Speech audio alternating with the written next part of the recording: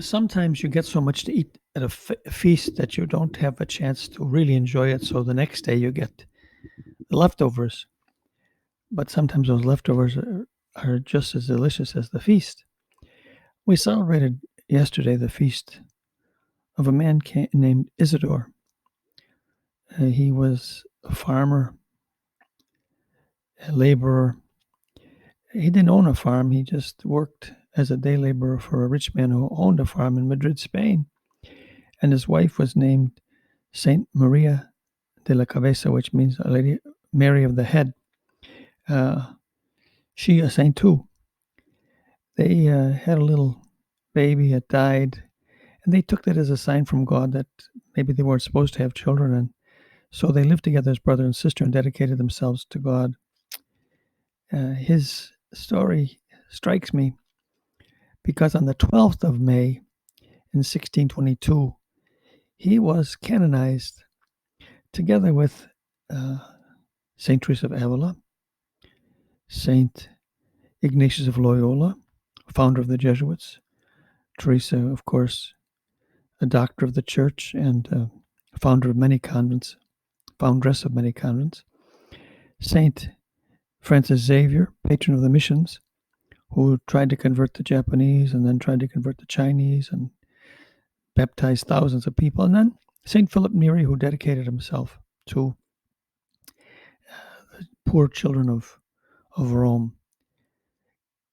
Today, kids will be taking their yearbooks probably just online because they can't really graduate with this coronavirus.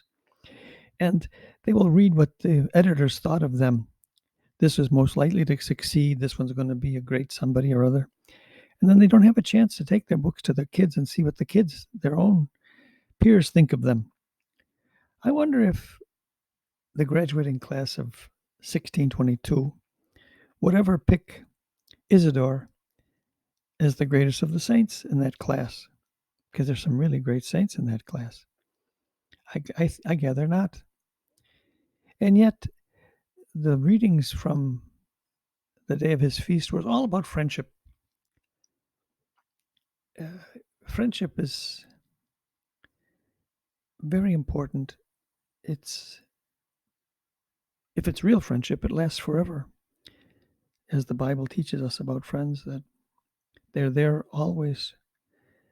They accept us as we are, try to change us only for the good, based on God shared principles of love.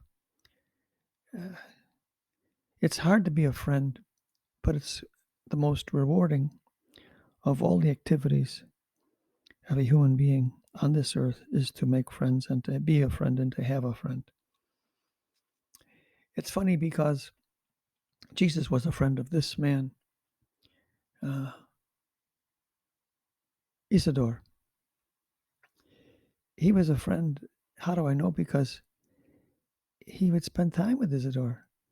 His boss, Isidore's boss, when the workers complained that this man Isidore spent too much time, he'd go to Mass. He started his day with Mass and with prayers, and he was neglecting his work.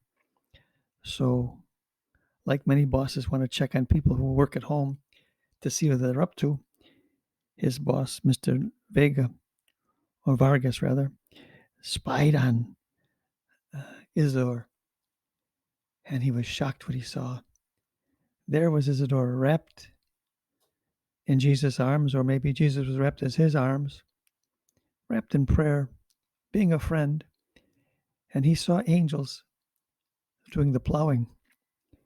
Now that has to be Jesus' friendship with him, because when you're a friend with somebody and they're doing dishes, you say, "Let's finish the dishes. I want to go and spend some time with you," or "Let's get this done." They just do that. Friends do that, and Jesus must have had a lot to say to Isidore.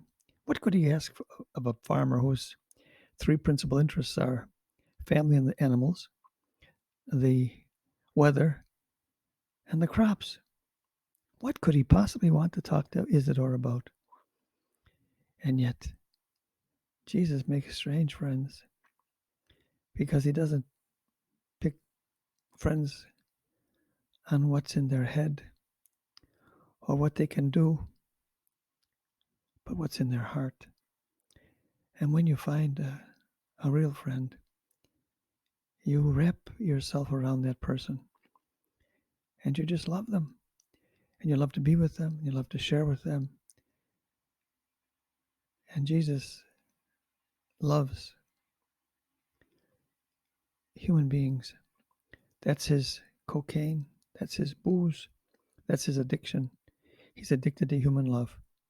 And when he finds a person who loves him, he wants to spend time with that person. It's a lot to say, this Jesus. And we have a lot to say to him too, because he's foolish enough to listen to us.